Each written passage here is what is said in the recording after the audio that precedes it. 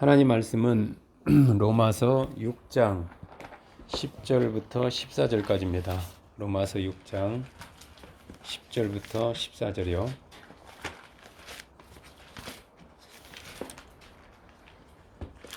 (6장 10절부터 14절) 자, 찾으셨으면 함께 합독하도록 하겠습니다. 로마서 6장 10절부터 14절이요. 그가 죽으심은 죄에 대하여 단번에 죽으심이요 그가 살아계심은 하나님께 대하여 살아계심이니 이와 같이 너희도 너희 자신을 죄에 대하여는 죽은 자요 그리스도 예수 안에서 하나님께 대하여는 살아있는 자로 여길지어다.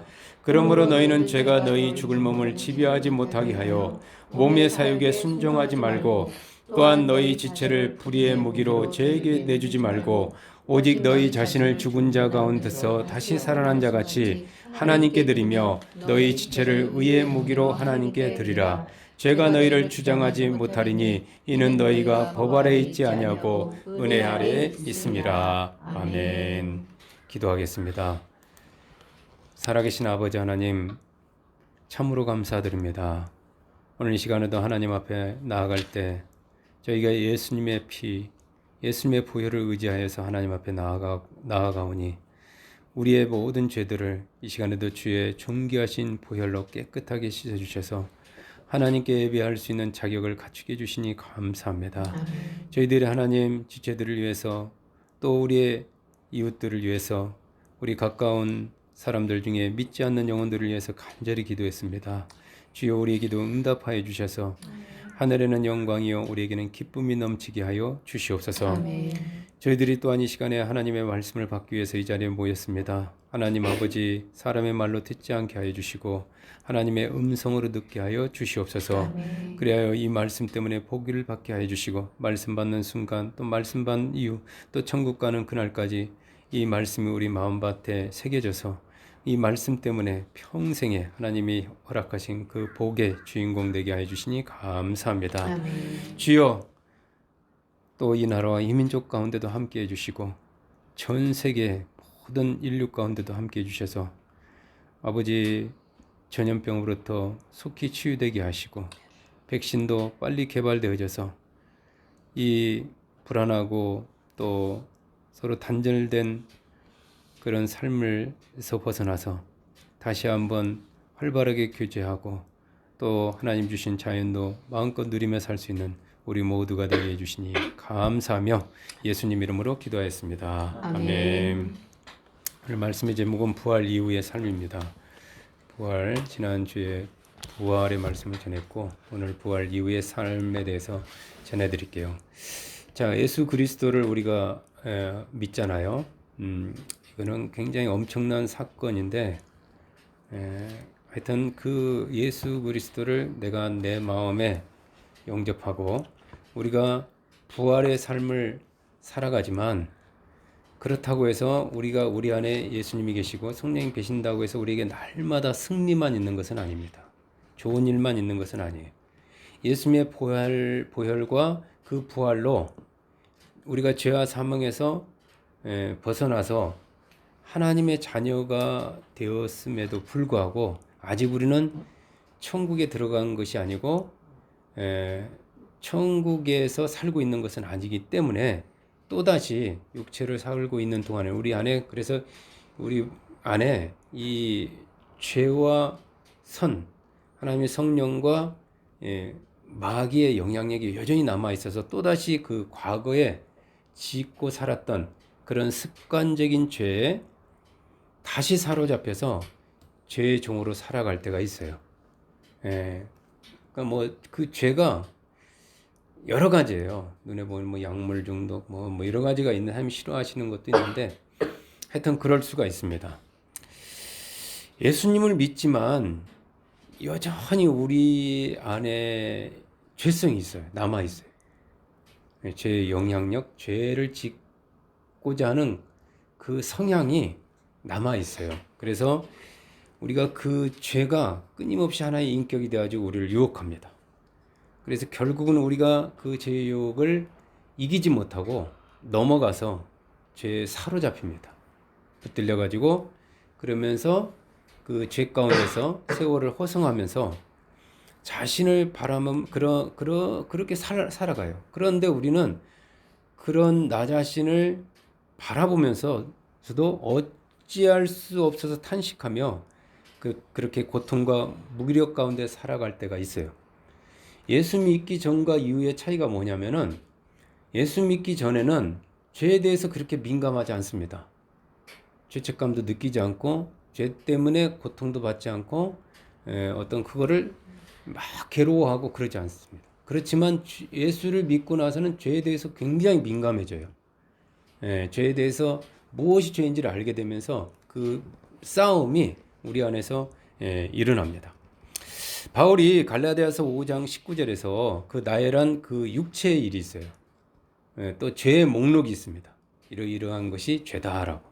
그 육체의 일이 있는데 그게 음행과 더러운 것과 호색과 우상숭배와 주술과 원수 맺는 것과 또 분쟁과 시기와 분냄과 시기 분내는 거, 당짓는 것, 팔을 만드는 것, 분열함과 이단과 투기와 술 취함과 방탕함에 빠져 살 때가 있어요. 뭐 이거는 이 목록을 가지고 가정을 보든 사회를 보든 뭐 국회를 보든 회사를 보든 다 여기에 있어요. 이런 일을 하는 자들은 하나님의 나라를 유업으로 받지 못한다는 것을 우리가 알아요. 이미 말씀에서 그렇게 해줬기 때문에. 그런데 또 불구하고 죄의 유혹을 이기지 못하고 이 육체의 일에 빠져서 헤어나오지 못한 채 살다가 계속 죄 가운데 살면서 그것이 즐거움을 주기도 하고 기쁨을 주기도 하지만 결국에는 만족함이 없게 되면서 이러다가 내가 잘못되는 거 아니야? 정말 점점 폐인이 돼 갑니다. 뭐 N번방도 마찬가지고요.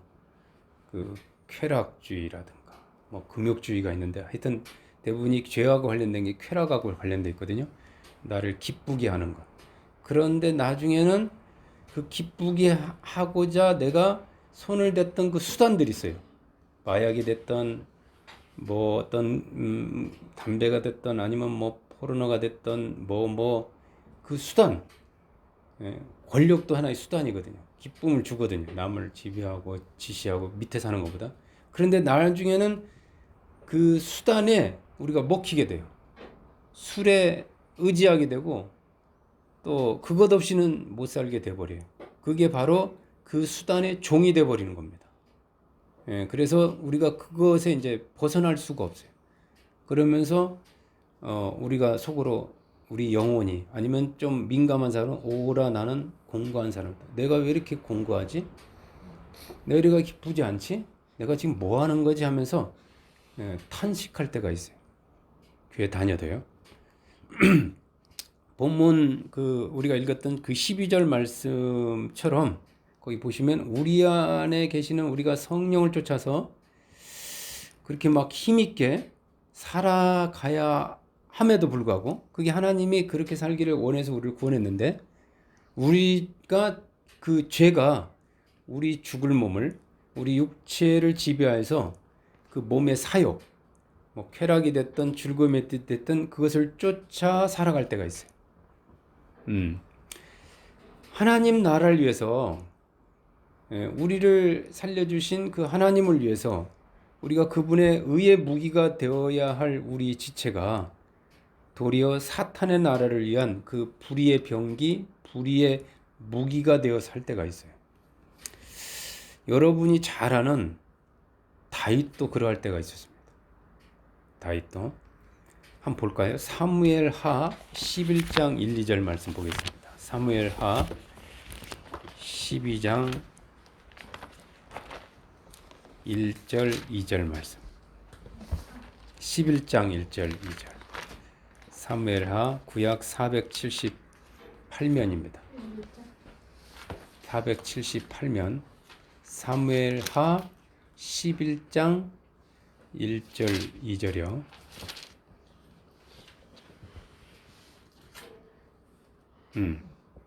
찾으셨죠? 함께 읽겠습니다. 그 해가 돌아와 왕들이 출전할 때가 되매 다윗이 요압과 그에게 있는 그의 부하들과 온 이스라엘 군대를 보내니 그들이 암몬 자손을 멸하고 랍바를 에워쌌고 다윗은 예루살렘에 그대로 있더라. 저녁 때 다윗이 그의 침상에서 일어나 왕궁 옥상에서 거닐다가 그곳에서 보니 한 여인이 목욕을 하는데 심히 아름다워 보이는지라. 아멘. 자, 여러분도 잘 알다시피 다윗은 하나님 앞에 정직하고 진실하게 그 하나님의 말씀에 합당한 삶을 살았습니다. 수많은 그 다윗에게 위기가 있어요. 그리고 어려움이 있었지만 그 가운데서도 그는 철저하게 하나님 중심으로 하나님 말씀을 의지하면서 그 말씀에 대해서 또 하나님에 대해서 절대적 믿음을 보여주면서 살았어요. 그런 다윗에게 하나님은 그의 목자가 되어서 그를 친히 복 있는 그 정말 젖과 꿀이 흐르는 그런 시냇가로 인도하여 주셨고 결국에는 그의 삶에는 부족함이 없어졌습니다.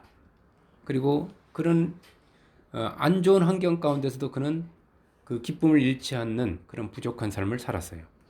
사울 왕이 죽고 정말 어렵게 이스라엘 왕이 되고 나서 그는 대부분의 그 다윗은 정복 전쟁을 하거든요. 방어 전쟁이 다윗은 거의 없어요. 그 정복 전쟁에서 다 승리해요. 정말 그런 사람이 없습니다. 그리고 여러분이 아는 솔로몬이 세계에서 가장 부자라고 알고 있지만 실상은 다윗이 세계에서 가장 큰 부자가 돼요. 그 정복 전쟁을 통해서 그가 노획한 그 모든 것들이 왕궁에 쌓아놓을 데가 없을 정도로 많았어요. 그뿐만 아닙니다. 대내적으로 정치적으로 불안정했던 모든 정적들을 제거하면서 다윗은 이제 정권도 탄탄하게 되었고 그렇게 더 이상 치열한 아슬아슬한 삶을 살아갈 필요가 없어지게 됩니다. 그야말로 하나님의 복을 그냥 크게 받게 된 것이죠. 그런데 이 정권이 안정되면서 이 평안한 삶이 되면서 다윗에게 목표가 상실돼요. 꿈이 사라지고 그렇게 되면서 그 찾아오는 공허함 때문인지 천하의 다윗도 그 하나님 앞에서의 그 삶을 살지 않고 자기 육체를 위한 쾌락적인 삶을 살게 됩니다. 즉 쾌락적인 삶을 선택하게 돼요. 오늘 본문 말씀 보면 이스라엘과 암몬과 전쟁이 일어납니다. 이스라엘에서 전쟁을 하러 가죠. 그런데 다윗은 왕들이 출전할 때가 되었음에도 불구하고 오늘 보면요. 자기 대신에 요압 장군을 전쟁터에 내보내고요. 그는 예루살렘에 그대로 있었어요. 백전백승의 전쟁의 신인 다윗에게 있을 수 없는 일이에요. 모든 전쟁의 선봉에서 그가 전쟁의 현장에 있었거든요. 2절 말씀을 보면 저녁때입니다. 다윗이 그의 침상에서 일어나 왕궁 옥상을 거닐었다고 했어요. 지금 온 나라가 전쟁을 하기 위해서 그의 전 군대를 파송하고 지금 나라가 전쟁 중인 그런 긴장 상태에 있는 그때 이 최고 지도자인 다윗은 한가하게 지금 어디에 있어요? 치열한 전쟁터 한가운데 있는 게 아니라 침대에 누워 있는 거예요. 그것도 저녁까지, 저녁 때 낮잠을 자고 있다는 걸 알 수 있어요. 저녁 때, 아침에 일어난 것도 아니고 저녁 때 그 침대에서 일어납니다. 그리고 느긋하게 그 침대에서 일어나서 여유롭게 왕궁 옥상을 산책하고 있습니다. 그 아베 총리가 코로나로 하루에 확진자가 막 4,500명 일어날 때 느긋하게 커피 마시는 사진 올려가지고 문매를 맞은 적 있죠. 그때부터 그 사람이 이제 정신 차려가지고 막 얼굴이 너무 안 돼 보이더라고요. 요즘 보니까. 다윗이 지금 이렇게 여유가 있는 거예요. 지금 다윗을 바라보면 지금 나라가 전쟁 상황인지 전혀 알 수가 없어요. 범사에 부족함이 없는 다윗에게 이 전쟁 중임에도 불구하고 여유가 흘러 넘쳐 보입니다. 그곳 옥상에서 저녁 때 다윗은 한 아름다운 여인이 벌거벗고 목욕을 하는 모습을 보게 됩니다. 지금 저녁 때예요. 그 다음에 왕궁 옥상이에요. 왕궁 옥상이 꽤 높죠? 근데 망원경도 없을 텐데 그 여인이 벌거벗고 있다는 여자인 것도 보이고 아름답게도 보여요. 이 죄의 눈은 어둠도 뚫어버립니다. 아니면 그 여인이 집이 왕궁 가까이 있었던가, 아니면 그 여인이 일부러 그 시간에 거기서 목욕하고 있는, 하여튼 모르겠어요. 하여튼 그 여인의 아름다운 그 모습, 나신이죠. 나신에 홀딱 빠진 다윗은 즉시 사람을 보내서 그 여인에 대해 알아봐요. 알고 보니 그 여인은 지금 전쟁터에 나가 싸우는 장군 중에 한 명인 햇사람 우리아의 아내 바세바입니다. 유부녀인 거예요. 그러면 거기서 멈춰야 하는데 다윗은 사람을 보내 바세바를 그날로 왕궁으로 데려와 그 밤에 그녀와 동침하게 됩니다. 자신을 위해서 지금 전쟁터에 나가 싸우는 그 충성스러운 신하의 아내임을 알고서도요, 우리 아내라는 거 알았거든요. 어처구니 없게도 다윗은 간음을 한 거예요. 지금 전쟁 중인데. 지금 다윗의 영적 상태가 어느 정도인지 알 수 있겠죠. 다윗의 신하들이 지금 전쟁터에서 눈에 보이는 외부의 적과 싸움 중이었다면요, 다윗 자신은 정작 자기 내부에 있는 자기 죄성과의 싸움 중이었어요. 그 싸움 중이었지만, 보이지 않는 그 죄와의 싸움 중이었는데 다윗은 잠시 그것을 잊어버리고 있었던 거예요. 그 다윗의 죄는 여기서 멈추지 않습니다. 그 죄에게 지금 그 몸이 지금 사로잡혀 있는 거예요. 하필 밧세바가 임신을 하게 돼요. 이 전쟁, 보통 고대의 전쟁은 뭐 하루 이틀에 끝나는 게 아니라 굉장히 깁니다. 그러니까 보통 임신을 하게 되는 걸 알게 되면은 뭐 한 달 정도 지나서겠죠. 그러니까 뭐 한 번이 아니었을 수도 있어요. 아무튼 전쟁 중에 다윗은 이렇게 살고 있는 겁니다. 임신을 하게 돼요. 이 위기를 벗어나기 위해서 다윗은 전쟁터에 있는 그 우리아를 예루살렘으로 불러들여요. 전쟁 중에 있는 장군을 이게 불러들이는 것도 좀 말이 안 되잖아요. 지금 뭔가. 그리고 밧세바와 그 우리아가 동침하게 함으로써요, 밧세바의 그 뱃속 아기가 자기가 아이가 아니고 우리아의 아이로 속이기 위해서 그랬던 거예요. 그러나 다윗의 기대와 달리 이 충성스러운 우리아는, 고지식한 우리아는 전쟁 중에 어찌 내가 집에서 잘 수 있겠냐면서, 다윗은 뭐 아무 말도 없어요. 집에 들어가 자라, 그거밖에 없어요. 이상하잖아요. 집에 가지도 않고 다윗이 아무리 가서 자라고 해도 안 자요. 결국 밧세바와 동침을 하지 않습니다. 여러분, 이 전쟁 중에 사내, 혈기왕성한 사내가 오랫동안 그 전쟁터에 있으면은, 뭐 남자들은 잘 알겠지만 그걸 참는다는 게 쉽지 않습니다. 근데 우리아는 참아내요.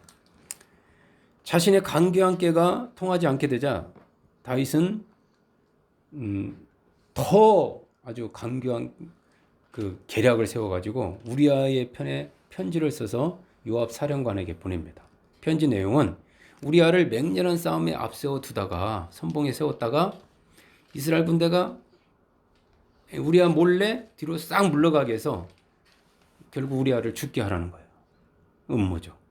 결국 우리아는 다윗의 계략대로 전쟁터에서 죽게 되고, 그 다윗의 아주 못된 음모로 과부가 돼요. 밧세바가. 과부가 된 밧세바가 울지만 얼마 안 있어서 다윗은 그 과부가 된 바세바를 왕궁으로 데려와서 그의 아내로 삼습니다. 성경은 하나님이 이 일을 아주 좋지 않게 여겼다고 기록하고 있어요. 자, 성령과 말씀과 기도의 사람, 영성의 사람 다윗이 죄에 사로잡히자 그에게 하나님의 지혜, 하나님의 분별력, 하나님의 총기 이런 것들은 몽땅 사라지고 지극히 인간적인 꾀에 의존하는 육체의 사람이 되고 맙니다. 여러분, 죄의 종이 되는 순간 하나님의 영이 그와 함께 하지 않게 되면서요, 그 하나님의 총기, 분별력, 어떤 이런 모든 것이 사라지면서 하나님의 의의 병기였던 이 다윗이 탐욕스럽고 잔인한 불의의 병기가 돼요. 패악한 간음자가 되고 교활한 살인자가 되어버립니다. 죄인 중에 죄인이 되죠.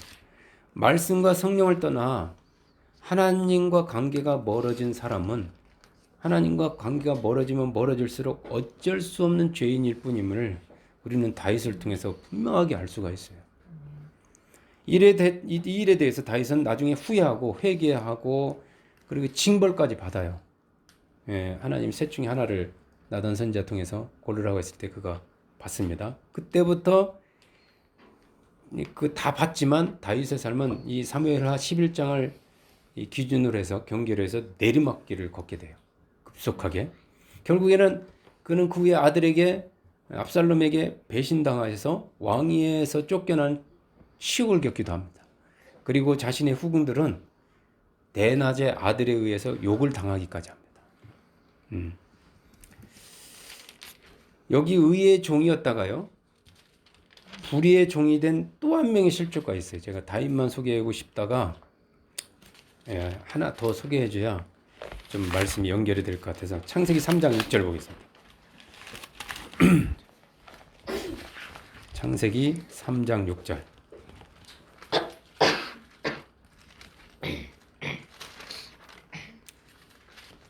맨 앞에 있죠. 창세기 3장 6절 우리 합독합니다. 여자가 그 나무를 본즉 먹음직도 하고 보암직도 하고 지혜롭게 할 만큼 탄스럽기도 한 나무인지라. 여자가 그 열매를 따먹고 자기와 함께 있는 남편에게도 주매 그도 먹은지라. 자, 하와가 사는 에덴 동산은 다윗의 환경과 마찬가지로 가난이나 질병, 심지어 죽음도 없는 그야말로 완벽하게 부족함이 없는 풍요로운 지상 낙원입니다. 이 부족함이 없는 것, 이 부족함이 없는 하와에게 강교한 뱀이 슬그머니 접근하여 하와를 유혹합니다. 네. 하나님이 참으로 너에게 동산 모든 나무 열매를 먹지 말라 하시더냐? 라고 접근을 해요. 뱀이요, 수많은 대화, 수많은 질문 가운데서 하필 하나님의 말씀을 언급해요. 하나님이 그 아담에게 주셨던 그 말씀을 언급하고요. 그리고 아담이 아닌 하와에게 접근합니다. 이것만 봐도 이 뱀이 얼마나 강교한지를 보여줍니다. 아주 계획적으로 접근한 것을 알 수가 있어요. 여러분, 강교하다는 말은요, 다른 말로 하면 심리전의 대가라는 의미이기도 해요. 사람의 심리를 꿰뚫어 볼 수 있어요. 하나님의 말씀을 언급한 뱀의 의도가 있어요. 근데 이 의도를 조금도 의심하지 않은, 분별하지 못한 순진한 하와는 덥석 뱀이 던진 미끼를 물어버립니다. 동산나무 열매는 우리가 먹을 수 있으나 동산 중앙에 있는 나무 열매는 하나님의 말씀에 너희는 먹지도 말고 만지도 말지도 말라, 너희가 죽을까 하노라 하셨느니라. 뱀이 지금 하와의 주인은 되지 않았어요. 아직까지는. 하와는 하나님이 주셨던 말씀에서, 근데 여기 잘 보시면 먹지도의 도가 들어가 있습니다. 도와 만지지도 그 다음에 만지지도 말라를 더해서 전달합니다. 이거 하나님의 말씀이 어떤 거거든요. 도자와 만지지도 말라는. 그리고 반드시 죽으리라를 에서 그 반드시를 빼고, 하나님 반드시 죽으리라고 그랬거든요. 반드시를 빼놓고 죽을까 하노라도 약화시켜요. 죽을 수도 있다라고. 도자, 이 선택으로, 절대적인 걸 선택상으로 바꿔놓습니다. 여러분, 말씀이 흐릿해지면요, 영성이 점점 약화된 증거가 뭐냐면요, 말씀에 자기 생각을 더하고요, 말씀이 흐릿해지면서 생각나지 않는 것은 더하고 그 말씀이 자기 생각을 더하고 면서 강조합니다. 그리고 말씀의 그 절대적인 부분, 빼서는 안 되는 핵심 부분을 이게 교묘하게 삭제하여서 말씀을 약화시켜요. 그래서 듣기에 좋은 말씀으로, 아주 부담 없는 말씀으로 이렇게 부드럽게 만들어 버립니다. 즉 깨끗하고 순전한 엑기스와 같은 하나님의 말씀에 자기 생각을 섞어서 미적지근한 정체불명의 불순한 말씀으로 변질시켜버려요. 이 부족함이 없는 환경, 이게 가운데서 하나님의 최고의 축복을 누리며 살던 하와에게 이 절대 믿음의 대상이었던 이 말씀만큼은 흔들리지 않았거든요. 다른 건 막 흔들려도 그 절대 믿음의 대상이었던 하나님의 말씀이 어느 순간 흐릿해져 있음을 알 수 있어요. 말씀이 흐릿해졌다는 것은 그의 언어가 흐릿해지고요. 그의 영성이 흐릿해지고 생각이 흐릿해진다는 것을 의미합니다. 여러분, 여유롭고 풍요로운 삶, 이 부족함이 없는 삶은요, 분명 하나님 축복입니다. 모든 사람이 그런 안정적인 삶을 원해요. 그렇지만 그 부유와 축복이, 그 평안이 자칫 하나님의 말씀을 대하는 자세까지 달라지게 한다면 하나님 말씀에 대한 그 사모함이나 이런 것들까지 약화시켜 간다면요, 그 축복은 결코 축복이 될 수가 없어요. 그래서 하나님은 축복의 땅, 그 가나안 입성을 앞둔 이스라엘 백성들, 40년 동안 그 고난을 받는 이스라엘 백성들에게 모세를 통해서 말씀해, 내가 너희를 이제 복을 주고 줄 텐데, 이제부터 복을 너에게 줄 텐데, 너의 가나안 땅에 들어서 하나님 축복을 받게 될 텐데, 그 축복을 받게 되거든, 누리거든. 그 신광야에서 40년을 하나님이 훈련하면서 너희를 낮추고 또 낮추고 겸손케 하면서 너를 그 겸손을 체득케 하면서 사람이 떡으로만 사는 것이 아니라 그 만나를 주면서 하나님 말씀을 주면은 만나 먹게 하면서 이렇게까지 한 하나님의 그 훈련, 그 하나님, 그래서 하나님에 의해서 사람은 나오는 말씀으로 사는 것임을 잊지 말라고 모세를 통해서 마지막 설교를 당부의 말씀까지 해주셔요. 복을 줄 텐데 나는 정말 심히 걱정된다. 복 주면 그 복의 마음을 뺏겨서 그 하나님 복 주신 그 물질 가지고 딴짓 할까 봐. 하나님 네가 그렇게 원해서 준 것을 가지고 다른 데 사용할까 봐 정말 겁난다면서 하나님 경고를 해요. 말씀을 떠나서 육체 가운데 살게 되면, 육체의 종이 되어 살게 되면 반드시 망한다고, 그 주신 축복까지도 빼앗기고 그 나라까지도 빼앗겨서 너희가 포로가 되고 전염병이 너희 창궐하게 되고, 이런 여러 가지를 하나님이 말씀을 해주셔요.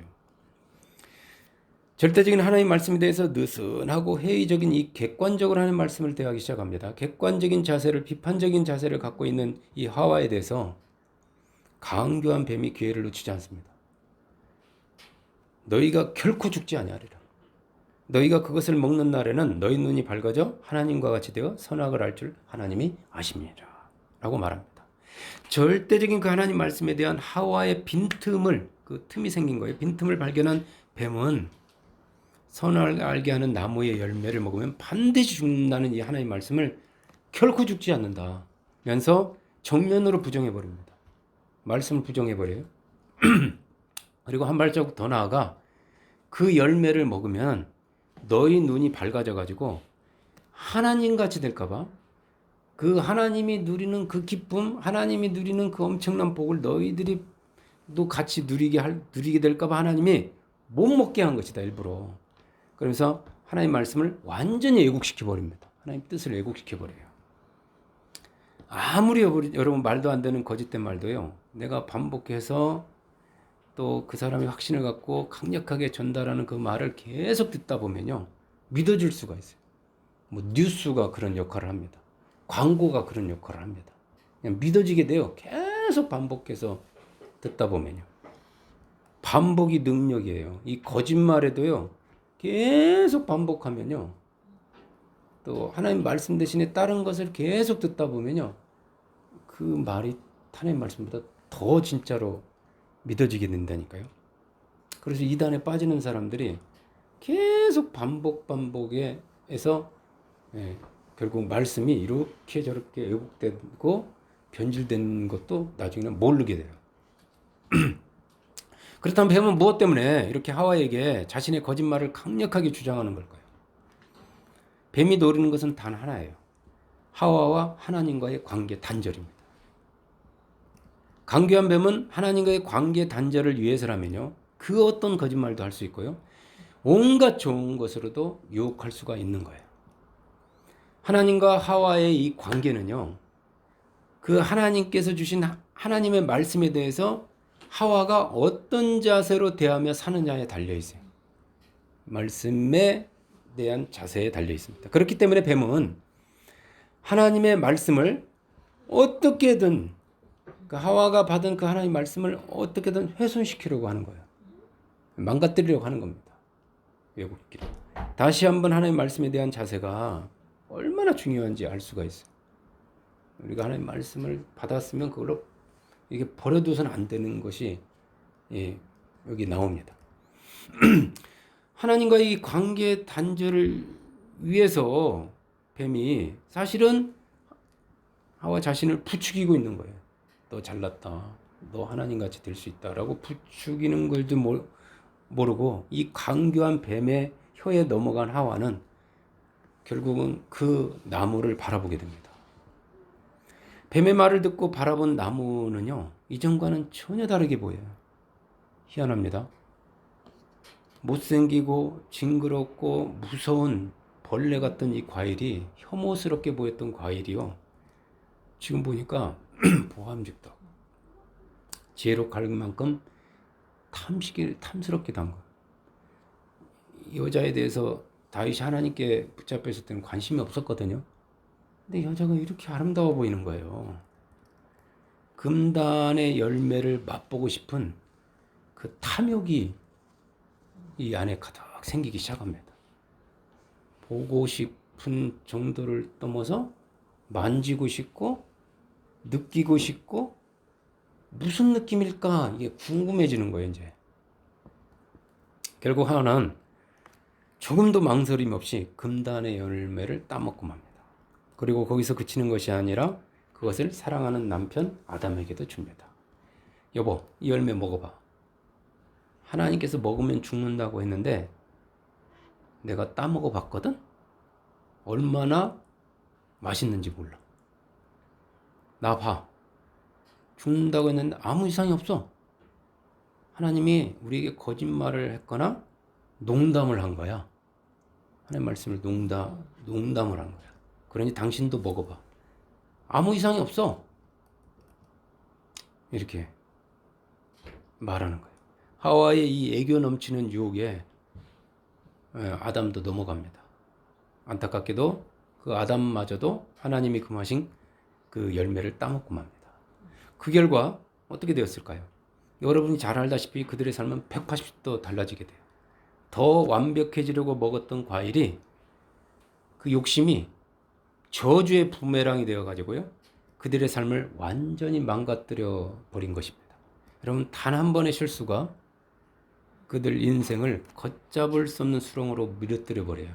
여러분, 정치인들 보면요, 과거에 단 한 번의 실수가 부메랑이 되어서 먼 훗날에 그들의 발목을 잡는 걸 많이 보죠. 단 한 번 실수했는데 평생 감옥에서 썩어야 되는 것도 많이 봤죠.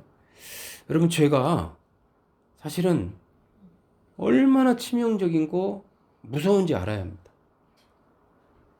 특히 하나님 말씀을 가볍게 여기거나 왜곡하는 일은요, 나 하나만 망치는 것이 아니라 나와 주위의 사람까지 망친다는 것을 우리가 기억해야 돼요. 그때부터 인류는 하나님과 이렇게 단절돼요. 그때부터. 그리고 하나님의 백성의, 하나님의 자녀의 그 주인의 지위, 에덴 동산의 모든 게 주인이었잖아요. 그 주인의 지위와 특권을 잃어버리고요, 빼앗겨버리고, 그때부터 죄의 종이 되어가지고 죄에게 종노릇하면서 비참하게 살게 되는 거예요. 마귀의 종이 되어버립니다. 이제는. 자, 로마서 6장 6절 말씀 보겠습니다. 로마서로 갈게요. 신약으로.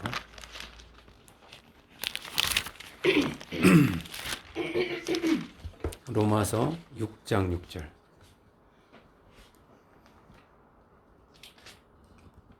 찾으셨죠? 로마서 6장 6절 합독합니다. 우리가 알거니와 우리의 사람이 예수와 함께 십자가에 못 박힌 것은 죄의 몸이 죽어 다시는 우리가 죄에게 종노릇하지 아니하려 함이니. 아멘. 하나님의 생명이 없는 인류는, 또 하나님의 말씀이 없는 인류는 평생을 죄에게 종노릇하면서 이 육체는 살았지만 하나님 앞에서는 죽은 것과 같은 삶을 살아왔어요. 죄에 대하여는 살았고요, 하나님에 대하여는 죽어 있었어요. 그런데 예수님께서 이 땅에 대속물로 오셔서 우리 대신에 십자가에 못 박히심으로 그 우리를 수천 년의 그 죄의 종살이에서 속량해 주신 거예요. 모세를 통해서 이스라엘 백성을 400년 동안 속량한 것처럼 예수님이 우리를 죄의 종살이에서 속량해 주셨습니다. 예수님이 십자가에 못 박히는 순간 우리의 옛사람도 함께 십자가에 못 박혀 죽었습니다. 죽은 거예요. 이제 우리 안에 생명 되시는 주님이 오심으로 우리는 죄의 종이 아닌 하나님의 백성으로서, 하나님의 아들로서, 왕자로서 새로운 피조물로 거듭나게 된 것입니다. 네. 10절 11절 볼까요? 합독합니다. 그가 죽으심은 죄에 대하여 단번에 죽으심이요 그가 살아계심은 하나님께 대하여 살아계심이니 이와 같이 너희도 너희 자신을 죄에 대하여는 죽은 자요 그리스도 예수 안에서 하나님께 대하여는 살아있는 자로 여길지어다. 아멘. 자, 예수님께서 십자가의 보혈로 우리를 속량하시고 부활의 생명을 우리에게 주신 목적은 우리로 하여금 더 이상 죄에게 종노릇하지 않게 하기 위해서예요. 그리고 하나님께 대하여 살아있게 하기 위해서 예수님이 그렇게 하신 겁니다. 하나님께 대해서 살아가게 하려고. 예수님이 우리 삶에 오시기 전까지는 우리는 죄에 대하여는 오히려 죄에 대하여는 활짝 그 문이 열려 있으면서 살아있는 자요. 그리고 하나님께는 꽉꽉 막혀가지고 죽은 자였어요. 다시 말하면 하나님의 축복과는 거리가 먼, 그냥 죄로부터는 쾌락처럼 보이지만 사실은 그 저주 가운데 우리가 살았던 거예요. 여러분, 죄의 삭시 뭐죠? 죄의 대가는 사망입니다. 무조건. 사망인데 이 죄의 종으로서 살면은요, 이 생명의 열매가 없는 우리를 기다리는 것은 우리가 나중에 그 삭 열매, 여기 삭은 열매거든요. 사망의 열매인 지옥밖에 없어요. 사망을 따먹을 수밖에 없습니다. 사망에서 살아가인 지옥에서 살아갈 수밖에 없는 거예요.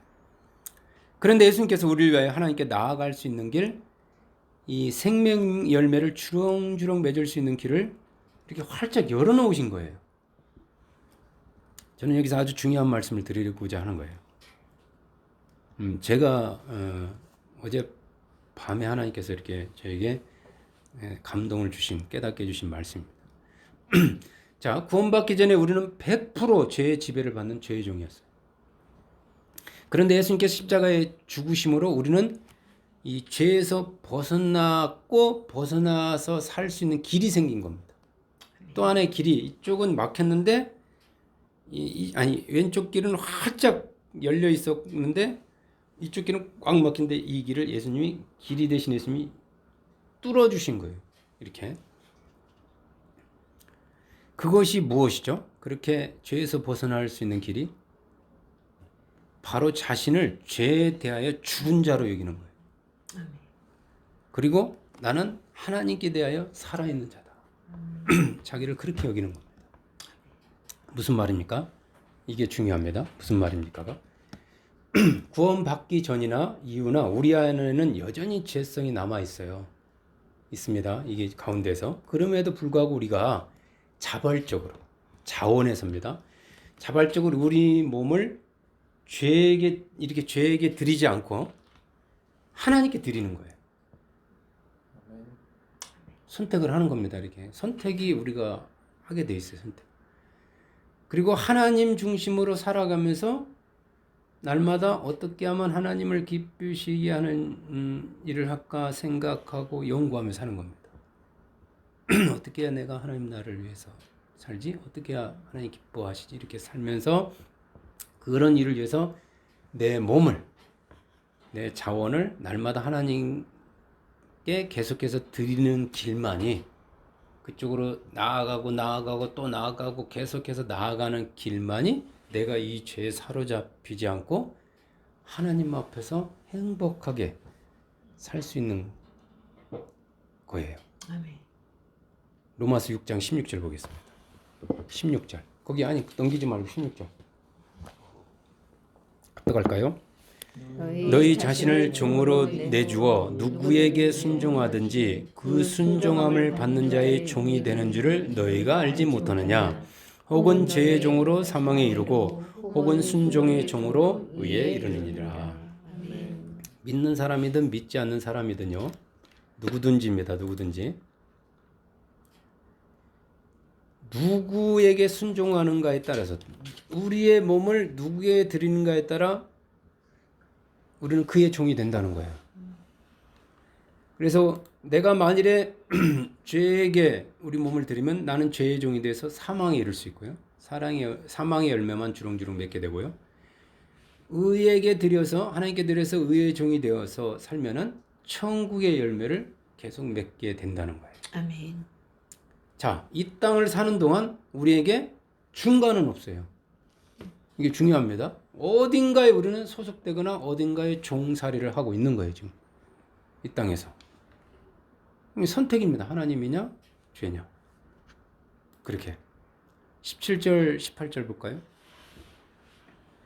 하나님께 감사하리로다. 너희가 본래 죄의 종이더니 너희에게 전하여 준 바 교훈의 본을 마음으로 순종하여 죄로부터 해방되어 의에게 종이 되었느니라. 아멘. 우리는 본래 죄의 종이에요. 죄를 짓고 살 수밖에 없는, 죄만 짓게 돼 있는 죄의 종이었단 말이에요. 그런데 예수님의 보혈과 부활 때문에 우리가 이 죄의 종에서 벗어나서 해방되었고, 아멘. 이제 하나님께서 보내주신 그 교훈, 순종, 그 말씀을 받아서 그 말씀에 좋은 자세를 갖고 그 말씀에 반응하고 그 말씀에 순종함으로 죄에서 해방되어 의의 종이 될 수 있게 된 거예요. 아멘. 방법은 하나님 말씀에 대해서 내가 어떻게 대하느냐에 따라서 달라진다는 거예요. 말씀을 어떻게 대하느냐에 따라 죄의 종이 될 수도 있고 의의 종이도 될 수 있어요. 아무리 우리가 부활의 생명을 가졌다 할지라도요. 이제 그리스도 안에서의 이 말씀 순종, 말씀에 순종하는 말씀 많이 들었죠, 여러분.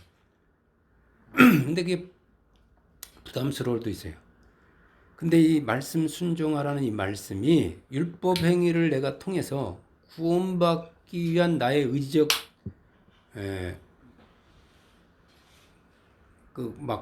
내가 하나님의 복을 받기 위해서 막 이런 어떤 억지로 마지못해, 아니면 하나님이 무서워서 심판이 두려워서 하는 그런 것이 아니에요. 이제 우리가 그 하나님 말씀에 순종하는 것이 그런 목적으로 순종하는 게 아니에요. 뭐예요? 내가 죄의 종이 되어 살지 않고 의의 종이 되어 살기 위한 우리의 생명의 선택인 거예요. 그게. 아멘. 예. 그걸 하나님이 강요하지는 않습니다. 선택으로 남겨놓은 거예요. 왜냐하면 우리 안에 죄성이 있기 때문에 어쩔 수가 없어요.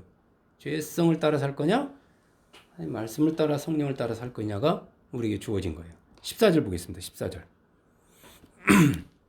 죄가 너희를 주장하지 못하리니 이는 너희가 법 아래 있지 아니하고 은혜 아래에 있습니다.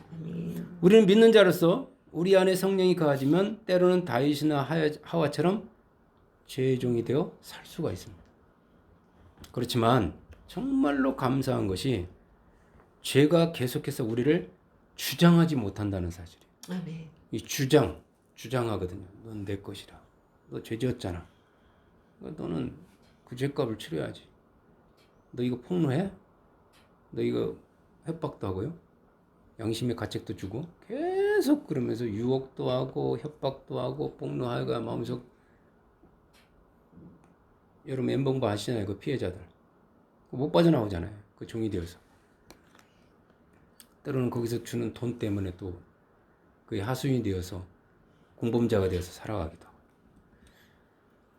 그런데 우리가 감사한 것이 그런 죄의 죄가 우리를 주장하지 못한다는 거예요. 아멘. 뭐가 있으니까요? 보혈이 있으니까요. 아멘. 우리 죄를 다 갚은 그분 때문에, 그 보혈 때문에. 우리가 율법 아래 있지 않냐고 은혜 아래 있기 때문에 그렇다는 거예요. 아멘. 다시 말하면 우리에게는 하나님의 은혜의 축복을 계속해서 흐르게 하는 보혈이 있기 때문에 우리가 잠시는 그 죄의 종이 되어서 살 수 있을지는 몰라요. 또 분별력이 없어졌다든가 어떤 목표가 상실됐다니까 삶이 따분하다든가 어떤 지루하다든가 지겹다든가 그래서 어떤 삶의 변화를 위해서 막 어떤 걸 하다 보니까 자기도 모르게 죄에 손을 댈 수는 있어요.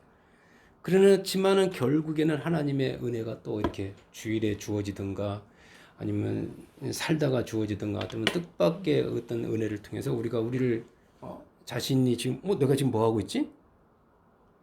내가 지금 이거 뭘 보고 있지? 내가 지금 뭘 가까이 하고 있지? 이렇게 깨닫면서 다시금 그 말씀 때문에 하나님께로 돌이켜서 의의 열매를 맺는 삶을 살 수 있게 된다는 거예요. 아멘. 얼마나 감사한지 모릅니다. 여러분 종이 뭐예요? 종이란 주인에게 애속되어서 지배를 받는 노예입니다. 벗어나지 못하는 거예요. 종은 철저하게 주인에게 복제하면서 살 수밖에 없습니다. 눈치를 보면서. 우리는 본래는요. 아담의 후손으로, 아담은 하나님의 아들이거든요. 하나님의 아들의 그 후손으로서 우리도 하나님의 아들로서 죄의 종이 아니었어요. 아들이지. 그러다가 어느 순간 죄의 지배를 받는 종으로 전락해버린 거예요. 우리가 아들인데 주인인데 종이 되어 사는 거 있는 거예요 지금. 우상을 숭배하면서 거기서 매일 비나하면서 거기서 엎드려 절하고 있는 거예요. 아들이 세상에 이 모든 피조물을 만든 그 천지 만물을 지신 하나님의 아들이 그 피조물 앞에 날마다 비나이다 하면서 절하면서 굽신거리면서 고개 숙이면서 살고 있는 거예요. 주인과 종의 위치가 바뀐 겁니다. 원래 피조물이 우리를 섬기고 우리 문명에 복종하게 되어 있는데 우리가 도리어 그 해와 달과 별과 같은 피조물을 섬기는 종이 되어 있는 거예요. 그러다가 하나님의 아들 예수님에 의해서 이 죄의 지배에서 해방된 겁니다. 벗어난 거예요. 종이 주인으로, 종이 아들로 아멘. 회복된 거예요. 아멘.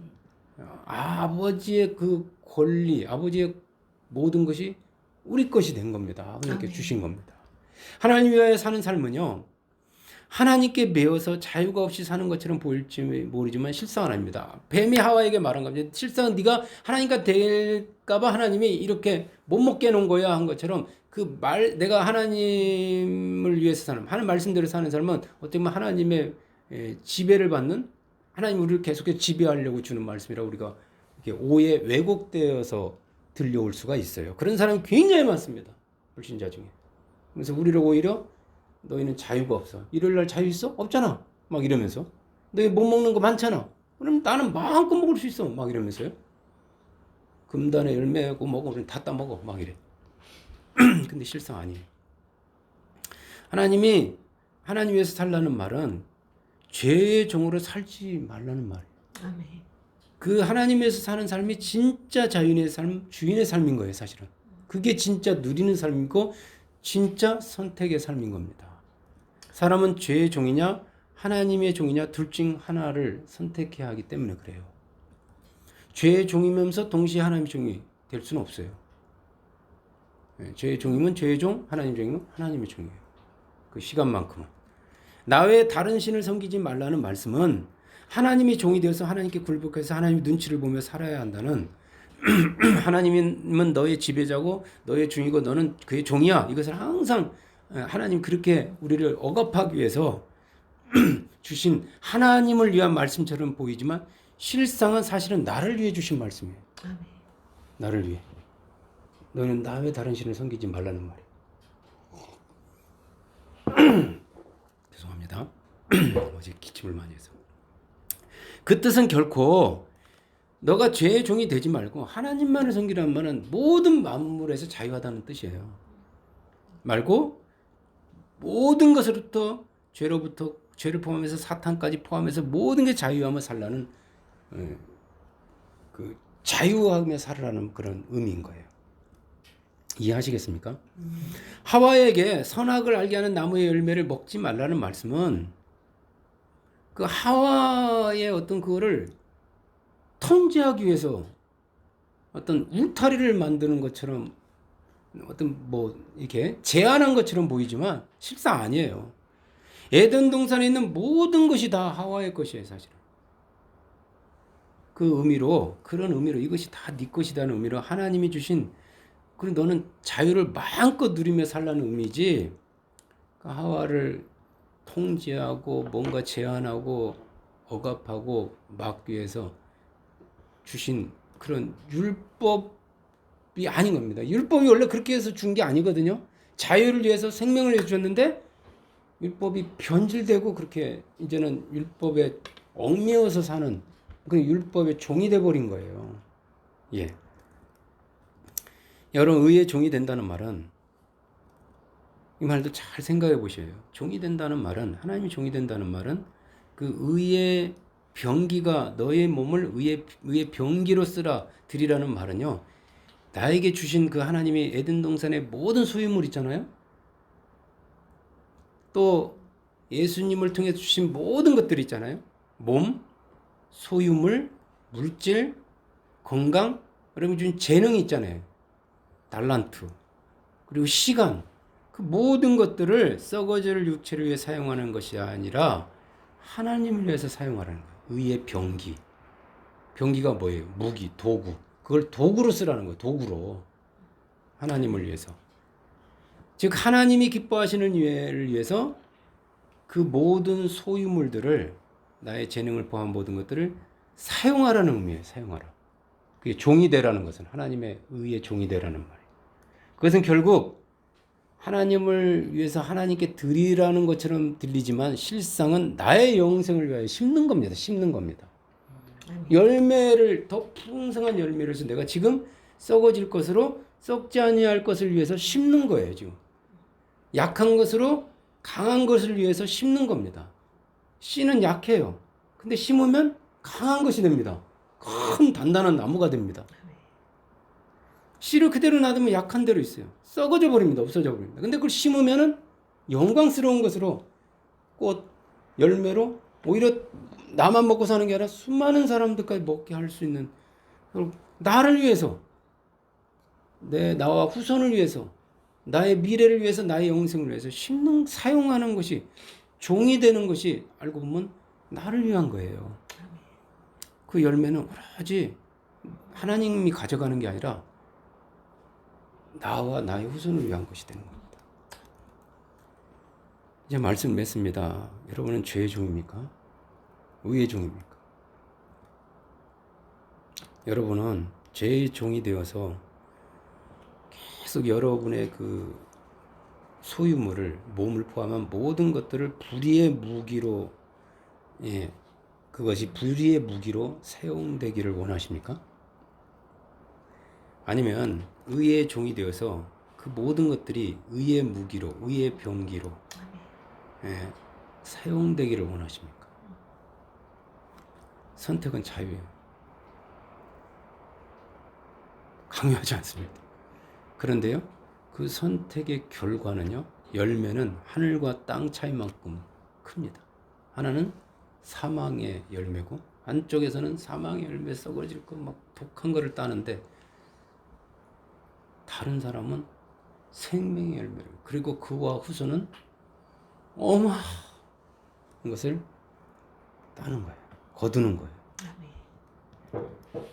여러분, 어떤 삶을 살기로 원하십니까? 부활 이후의 삶입니다.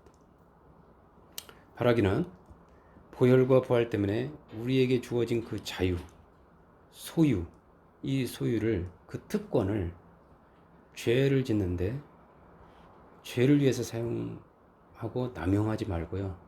날마다 자신의 몸을, 나에게 있는 것을 하나님을 향하게 함으로써 오늘 나에게 약속하신 하나님의 그 복, 혹은 주시고 있는 그 복을, 평안이 됐든 기쁨이 됐든 감사가 됐든 어떤 지혜가 됐든 능력이 됐든, 이 그 하나님의 축복을 빼앗기지 않고, 또 천국 가서 그 엄청난 축복의 열매를 뭐 다윗이 하나님께 순종해 살 때 그 하나님 그에게 주신 것들이 그 금은 보화나 뭐 사람이든 막 전 세계 최고의 부자가 되어서 누렸던 것처럼. 근데 그가 죄의 종이 되어 살 때는 순식간에 다 뺏긴다니까. 왕궁에서 쫓겨나고 거짓 빈털터리가 된다니까요. 수치가 그의 음식이 되고요. 비탄이 그의 음식이 되고 후회가 그의 음식이 되어버린다니까요. 그렇게 달라진다는 거예요. 어떤 것을 살기를 원하십니까? 정말 지혜로운 선택. 예, 육체를 위해 살지 말고 주님을 위해서 사는 그런 여러분의 삶이 되시기를 주님 짐으로 주님의 이름으로 축복합니다. 아멘. 자, 이 시간에 우리 오늘 받은 말씀 붙잡고요. 다시 한번 기도하도록 하겠습니다. 같이 통성으로 오늘 말씀 붙잡고 기도.